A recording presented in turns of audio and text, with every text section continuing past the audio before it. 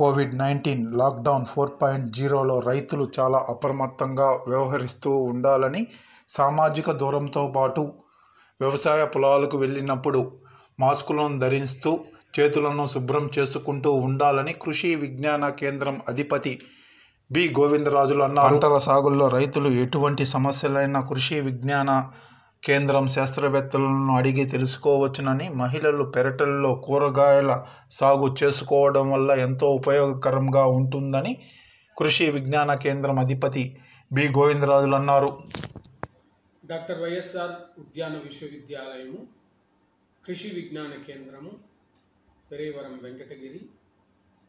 ఈ కృషి విజ్ఞాన కేంద్రంలో వ్యవసాయానికి, ఉద్యానవనానికి సంబంధించి ఇతర అల్లీడ్ సెక్టార్స్ అంటాం, అంటే డైరీ కానీ, లేకపోతే సెరికల్చర్ కానీ, హోమ్ సైన్స్ కానీ, లేకపోతే ఏదైనా కూడా రైతుకి అవసరమైనటువంటిది ఏ శాస్త్రమైనా కూడా ఇక్కడ విస్తరణ విభాగంలో కార్యక్రమాలు జరుగుతూ ఉంటాయి. దీనికి ముఖ్యంగా ఇప్పుడు మనకు ప్రస్తుతము కోవిడ్-19 లాక్డౌన్ 4 సందర్భంగా రైతు సోదరులు, రైతు మహిళలు, గ్రామీణ యువత తగు జాగ్రత్తలు తీసుకోవాలి. అంతేకాకుండా గ్రామాల్లో బాలింతలు ఉంటారు, చిన్నపిల్లలు ఉంటారు.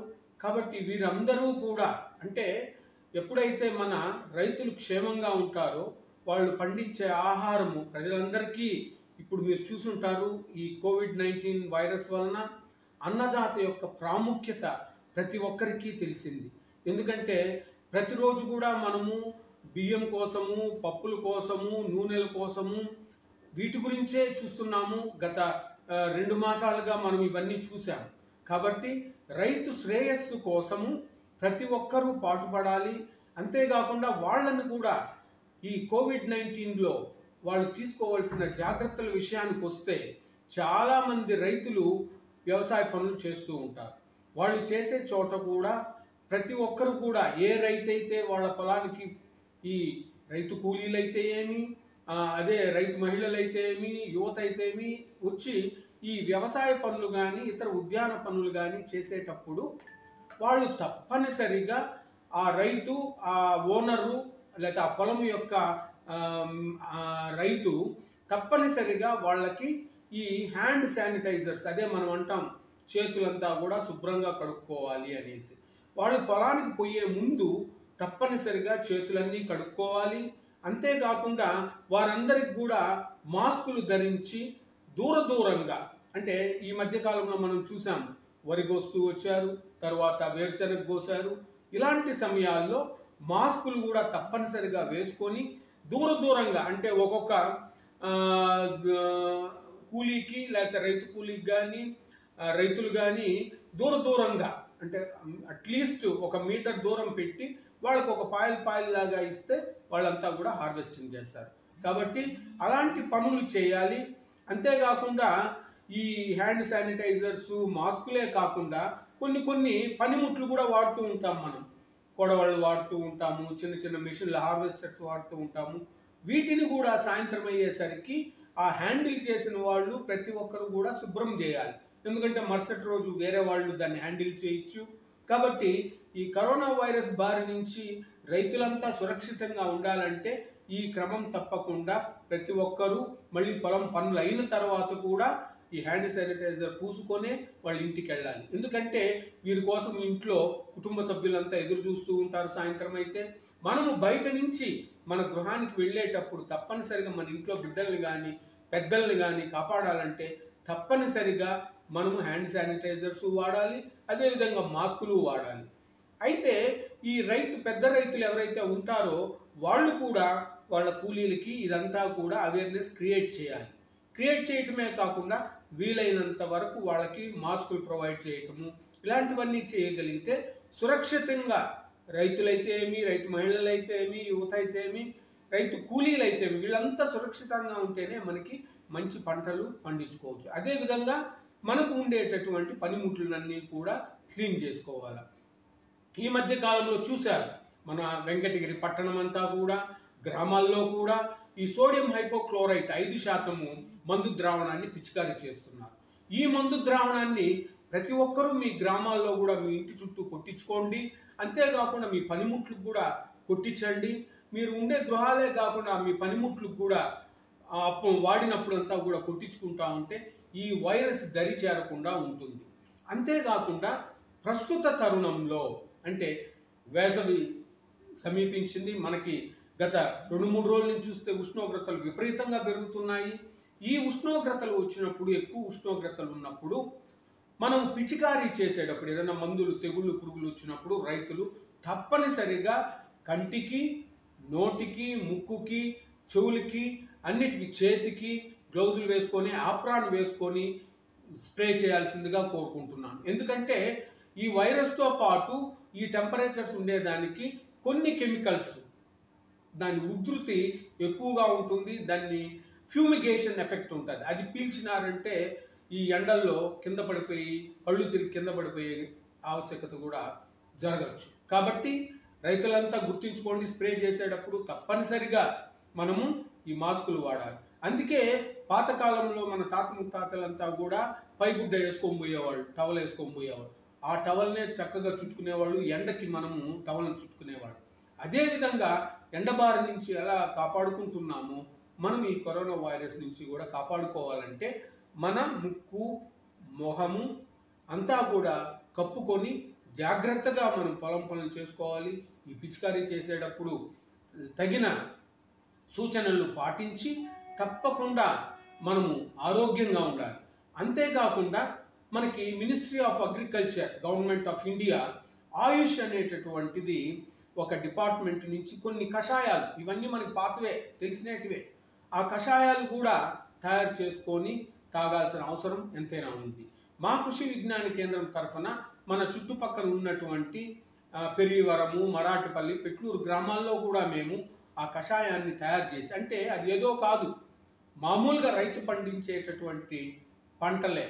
అంటే మనం మామూలుగా పసుపు, అల్లము, బెల్లము ఇవన్నీ కలిపి ఒక కషాయం తయారు చేసి గ్రామాల్లో శాంపుల్గా, అంటే చిన్న బిడ్డలకి, గర్భవతులకి, మహిళలకి, పనిచేసే వాళ్ళకి ఇవ్వడం జరిగింది.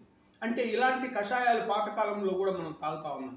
అంటే రైతు పండించే పంటలు ఇప్పుడు ఉధృతి తగ్గుముఖం పడుతూ ఉంది. ప్రజలంతా కూడా లాక్డౌన్ 4.0లో బయటకు వస్తున్నాము ఈ రోజు నుంచి. ఇప్పుడు ఇంకా జాగ్రత్తలు తీసుకోవాలి. తప్పనిసరిగా మాస్కులు వేసుకోవాలి. ఎందుకంటే ఇది గాలి ద్వారా వ్యాప్తి చెందకపోయినప్పటికీ మనం దగ్గర ఉన్నప్పుడు, మాట్లాడినప్పుడు మన తుంపర్లలో నుంచి ఎక్కువగా ఎదుటివారి మీద పడేదానికి ఆస్కారం ఉంటుంది. కాబట్టి ఇవన్నీ మీరు చూసి ఉంటారు గత 2 మాసాల నుంచి. మనము ఇమ్యూనిటీ బూస్టర్స్, అంటే ప్రతి ఒక్కరు కూడా ఇమ్యూనిటీ పెంచుకోవాల్సిన ఆవశ్యకత ఏర్పడింది. కాబట్టి నిమ్మ రసం, ముఖ్యంగా నిమ్మ, తేనె, ఈ 2 కలుపుకొని తాగేదాని వలన మనకు తెలుసు మెయిన్గా ఈ వైరస్ వచ్చి మన ముక్కులో ఉండేటటువంటి ఈ మ్యూకస్ దాని మీద, నోట్లో ఉండేటటువంటి లాలాజలం మీద ఎక్కువగా అది పెంపబడుతుంది, అంటే మల్టిప్లై అవుతుంది. కాబట్టి అలాంటి జరగకుండా ఉండాలంటే తప్పనిసరిగా మనం రక్షణ కవచాలలాగా ఈ మాస్కులు వేసుకోవాలి. ఇక ఈ వ్యవసాయ పనులు చేసేటప్పుడు జాగ్రత్తలు తప్పనిసరిగా పాటించాలి. మనము ఈ కరోనా వైరస్తో సహజీవనం చేయాల్సిందే. ఇక ఈ సమ్మర్ విషయానికి వస్తే ప్రతి ఒక్కరు కూడా మన అదృష్టం ఏంటంటే మన నెల్లూరు జిల్లాలో, మన వెంకటగిరి ప్రాంతంలో మనకి నిమ్మ బాగా దొరుకుతుంది. నిమ్మ రసం తాగండి, నిమ్మను గోరువెచ్చని నీళ్ళల్లో తేనె కలుపుకొని తాగండి. ఇవన్నీ కూడా మన ఇమ్యూనిటీని పెంచుతాయి. ఇప్పుడు లాక్డౌన్ 4లో ప్రతి ఒక్కరు కూడా మనం క్రమశిక్షణతో బయట వస్తున్నాం. ఇదే క్రమశిక్షణ మనం పాటిస్తూ మన ఇమ్యూనిటీ కానీ మనం పెంచుకోగలిగితే అది దుమ్ము ధూళిలో ఉన్ని, లేకపోతే బయట ఉన్ని, ఎక్కడన్నా ఉన్ని మనము మన దరి చేరకుండా మనము కాపాడుకోగలుగుతాం. అంతేకాకుండా రైతులంతా కూడా పొలం నుంచి ఇంటికి పోయినప్పుడు వాళ్ళ బట్టలంతా కూడా తీసి బయటే వేసేసి శుభ్రంగా స్నానం చేసి ఇంట్లోకి వెళ్తే మన కుటుంబ సభ్యులంతా కూడా సురక్షితంగా ఉంటారు. కాబట్టి ఇలాంటి సూచనలన్నీ ప్రతి ఒక్క రైతుకు సంబంధించిన అనుబంధ రంగాల్లో పనిచేసేటటువంటి వాళ్ళు, అంటే పాలు పితుకుతూ ఉంటారు, మన గ్రామంలో ఏమి లేదు, ఏమి కాదు అని అనుకోకూడదు. అది ఇంక్యుబేషన్ పీరియడ్ ఎక్కువ, దానికి 10 నుంచి 12 రోజులు 14 రోజులు కూడా మనిషిలో కనపడదు. కాబట్టి పాలు పిండేటప్పుడు కానీ, పశువులు కడిగేటప్పుడు కానీ, ఇలాంటప్పుడు కూడా మాస్కులు ధరించాలి. కాబట్టి మనం ఒక హైజీన్గా, అంటే శుభ్రంగా, మన ఇల్లు శుభ్రంగా ఉండాలి, మన చుట్టుపక్కల శుభ్రంగా ఉండాలి, మన గ్రామం శుభ్రంగా ఉంటే అవి ఏవి కూడా మన దరి చేరవు. ఇక రాబోయే సమ్మర్ సీజన్లో, ఖరీఫ్ సీజన్లో మనకి ముఖ్యమైన పంటలు ఇక్కడ నిమ్మ ఉంది, తర్వాత మామిడి ఉంది, తర్వాత ఈ మధ్య కాలంలో జామ ఏరియా కూడా ఎక్కువగా అవుతా ఉంది, తర్వాత పపాయ, పరిందికాయ అంటాం. ఇప్పుడు మనం అనుకున్న వాటిల్లో కూడా ఈ పరిందికాయ కానీ, సపోటా కానీ ఇప్పుడు ఫలాలు మనకు బాగా దొరుకుతున్నాయి, జామ దొరుకుతున్నాయి. ఇలాంటి పండ్లు కూడా బాగా తినాలి. ఈ నిమ్మరసంతో పాటు ఇలాంటి పండ్లన్నీ కూడా, అంటే మనము రైతు పండించేటటువంటి పంటలకి మంచిగా ధర రావాలంటే ప్రతి ఒక్కరూ ఇది తినేది అలవాటు చేసుకోవాలి. ముఖ్యంగా అరటిపండు కూడా, అరటిపండు చాలా శ్రేష్టం. సో ఇవన్నీ ఏం తెలియజేస్తూ ఉందంటే ప్రస్తుత కాలంలో మనకు ఒక ఎక్స్పీరియన్స్ లాగా మనము పాతకాలంలో మిల్లెట్స్ అన్నీ మర్చిపోయాం. అంటే రాగులు వాడటం లేదు. అదేవిధంగా మనము మన ప్రాంతంలో రాగి అంబిలి కూడా చేసుకొని తాగేవాళ్ళం. ఈ మధ్య కాలంలో మన పోలేరమ్మ తల్లికి మామూలుగా మీరు జాతరప్పుడు కూడా అంబిలి పెడతా ఉంటారు. అంటే ఆ అంబిలిలో అంత విశిష్టత ఉంది. కాబట్టి ఇలాంటి అంబిలి తయారు చేసుకొని గ్రామాల్లో తాగటం, ఇలాంటివన్నీ చేసుకుంటూ మన ఇమ్యూనిటీని బూస్ట్ చేసుకుంటూ రైతుకి కూడా మనము సహాయపడినట్లు ఉంటాము. కాబట్టి ఈ నిమ్మ వాడండి, మామిడి వాడండి, సపోటా వాడండి, జామ తినండి. తర్వాత మనకి ఈ సమ్మర్లో ఎక్కువగా నీటి ఎద్దడి ఉంటుంది. ఆ నీటి ఎద్దడికి తప్పనిసరిగా డ్రిప్ ఇరిగేషన్ సిస్టమ్ పెట్టుకోండి, తప్పనిసరిగా నీటి యాజమాన్యం చేసుకోండి, మందులు కొట్టేటప్పుడు జాగ్రత్తలు వహించండి. తరువాత మనకి మెయిన్గా నిమ్మ తోటల్లో మనకి ఈ మధ్య కాలంలో ఎక్కువగా ఈ ఎండలు పెరిగేదాని వల్ల మంగు నల్లి ఎక్కువగా అవుతుంది. ఈ నల్లి 3 రకాలు: పచ్చ నల్లి, మంగు నల్లి, ఎర్రతుప్పు నల్లి. ఈ మూడిటిని నివారించాలంటే మనము దానికి పిందె చిన్న బఠానీ సైజు ఉన్నప్పుడే పిచికారీ చేసుకోవాలి. ఇప్పుడు టెంపరేచర్స్ పెరుగుతూ ఉన్నాయి కాబట్టి మనకి రీసెంట్గా 18/5/20 మనకి గవర్నమెంట్ ఆఫ్ ఇండియా కొన్ని పెస్టిసైడ్స్ని బ్యాన్ చేసింది. ఈ లిస్ట్ కూడా మేము అందరికీ ఇస్తాము. అదేవిధంగా వివిధ మాధ్యమాల్లో, వాట్సాప్లలో వాటిలలో పెడతాము. ఎందుకంటే మనం మీటింగ్లు జరిపేది మెల్లిగా స్టార్ట్ చేస్తాము, ఒక 5 మందితో 10 మందితో. క్రమేపీ ఈ ఎలక్ట్రానిక్ అండ్ ప్రింట్ మీడియా ద్వారా రైతులందరికీ కూడా ఈ బ్యాన్ అయినటువంటి ఇన్సెక్టిసైడ్స్ లిస్టు కూడా ఇస్తాము. ఆ మందులు మనం పంటల మీద వాడకూడదు. అవి వాడే దానివల్ల మనిషి ఆరోగ్యం కూడా దెబ్బతింటా ఉందని తేలింది. కాబట్టి మనకి భారత ప్రభుత్వం వారు కొన్ని గైడ్ లైన్స్ ఇచ్చారు. కాబట్టి అవి తూచా తప్పకుండా ఆ మందులు కొనద్దండి, ఆ మందులు వాడద్దండి. ఈ మంగు నల్లి అనే దాని మీద కూడా ఎక్కువగా విచక్షణారహితంగా మందులు కొడుతూ ఉంటారు. సింథటిక్ పైరిథ్రాయిడ్స్ కొడతారు, తర్వాత ఎక్కువగా ఈ డైకోఫాల్ కొడతా ఉంటారు, తర్వాత సల్ఫర్ కొడతా ఉంటారు. ఇప్పుడు ఎండల్లో మనము సల్ఫర్ కొట్టకూడదు. కాబట్టి ఒక్క దఫా మీరు ఓమైట్ అనే మందుని 1.5 మిల్లీ 1 లీటర్ నీళ్ళు చొప్పున కలిపి పిచికారీ చేస్తే మనకి ఈ నిమ్మంతా కూడా మంచిగా నాణ్యమైన నిమ్మ మనకి ఈ వేసవిలో వస్తుంది. అదేవిధంగా మామిడంతా కోతలు అవుతాయి. కోతలు అయిన తర్వాత తొలకరి వర్షాలు పడిన వెంటనే ఆ తొట్టుమలతో కూడా తీసేయండి, ప్రూనింగ్ చేయాలా. ప్రూనింగ్ చేసిన తర్వాత మనం మళ్ళీ యథాప్రకారం వర్షాలు పడిన తర్వాత నీళ్లు కట్టుకొని మళ్ళీ వాటికి ఎరువులు వేసుకోగలిగితే రాబోయే నెక్స్ట్ సీజన్లో మంచిగా ఫలితాలు పొందవచ్చు. అదేవిధంగా సపోటా ఇప్పుడు కాయలు వస్తున్నాయి, జామ వస్తూ ఉన్నాయి.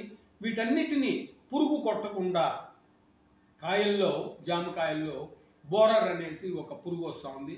అది లోపల తొలుచుకొని పోతే కాయంతా కూడా చెడిపోతుంది. సో అలాంటి వాటిని గుర్తించి ఎక్కువ క్రిమి సంహారక మందులు వాడకుండా మనకి వేప పదార్థాలైనటువంటివి చిన్న సైజు ఉన్నప్పుడే పూత నుంచి పిందెగా మారి పిందె నిలబడిన తర్వాత ఈ వేప నూనెను వాడటం, వేప కషాయం వాడటం, అదే నీమాస్త్రం అంటాం. తర్వాత ఇలాంటివి లేదు ద్రవజీవామృతం, ఘనామృతం ఇలాంటివి కూడా వాడుకోవచ్చు. కాబట్టి రాబోయే కాలంలో మనమందరము ఈ రెసిడ్యూస్, అంటే ఈ మందుల రెసిడ్యూస్ లేనటువంటి ఆహారాన్ని తీసుకోగలిగితే మనకి ఇమ్యూనిటీ పెరుగుతుంది, ఇలాంటి వైరస్ల నుంచి తప్పించుకోవచ్చు. అంతేకాకుండా మనం దృఢంగా ఉండేదాని వల్ల మనకి వైరస్ రోగం కూడా మనకి రాకుండా ఉంటుంది. కాబట్టి ఇలాంటి సూచనలన్నీ పాటించండి.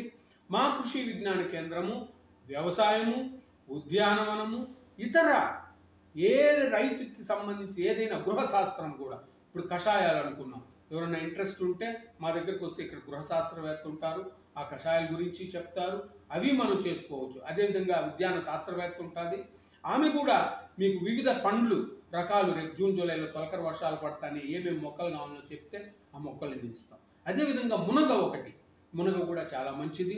మునగ ఆకు తినాలి, మునగ కాయలు తినాలి. ఈ విధంగా మనమే ముఖ్యంగా మహిళలను కోరుకునేది ఏంటంటే, మనకి టౌన్లో ఉండే మహిళల్ని పెరటి తోటలు పెంచండి. మీ ఇంట్లో కొద్దిగా స్థలం ఉన్నా కూడా ఒక చెట్టు వేసుకోండి, ఒక పండు తినండి. ఆకుకూరలు, ముఖ్యంగా వెజిటబుల్స్, ఆకుకూరలన్నీ మీరే పండించుకోండి. బయట పండేటటువంటి మిరపకాయలు కానీ టమోటాలు కానీ విచక్షణారహితంగా బెండకాయల మీద, వంగ మీద విచక్షణారహితంగా మందులు కొడుతూ ఉంటారు. ఇప్పటి నుంచి ఇక రైతులు కూడా మందులు తగ్గిస్తారు, బ్యాన్ చేస్తున్నారు గవర్నమెంట్ ఆఫ్ ఇండియా. కాబట్టి మన పెరటి తోటల్లో మన ఆహారాన్ని మనమే పెంచుకోగలిగితే, కనీసం ఒక బీరకాయ వచ్చినా 2 సొరకాయలు వచ్చినా మన వంటకు మనమే చేసుకోగలిగితే మనము ఆరోగ్యంగా ఉంటాము. ఈ కోవిడ్-19 లాక్డౌన్ 4ను కూడా మనం తప్పించుకొని యావత్ ప్రజానీకము మంచిగా ఆరోగ్యంగా ఉండాలని, వీటికి కావలసిన సాంకేతికత ఏదైనా కావాలంటే మా కృషి విజ్ఞాన కేంద్రం తరఫున అందరికీ, రైతులకు కానీ, రైతు మహిళలకు కానీ, యువతకు కానీ, అదేవిధంగా ఈ ఆహారపు అలవాట్లలో భాగంగానే ఈ తేనె ఏ విధంగా మనము మన పండ్ల తోటల నుంచి బాక్సులు పెట్టి దాంట్లో తేనె ఎక్స్ట్రాక్ట్ చేయొచ్చు అనే దాని మీద కూడా శ్రద్ధ వహిస్తాము రాబోయే కాలంలో. అదేవిధంగా పుట్టగొడుగులు, ఎక్కువ ప్రోటీన్స్ ఉండేటటువంటి పుట్టగొడుగుల మీద కూడా మీకు శిక్షణా కార్యక్రమాలు ఇస్తాము. అదే మనం డిపార్ట్మెంట్ అందరితో కలిసి ఈ కార్యక్రమాలన్నీ రాబోయే కాలంలో చేస్తాము. కాబట్టి రైతులే కాకుండా పట్టణ ప్రజలు కూడా ఒకవేళ కూరగాయలు పెంచుకోవాలంటే వాళ్ళ ఇంటి మిద్దె పైన కూడా మీరు కూరగాయ పంటలు పండించుకోవచ్చు.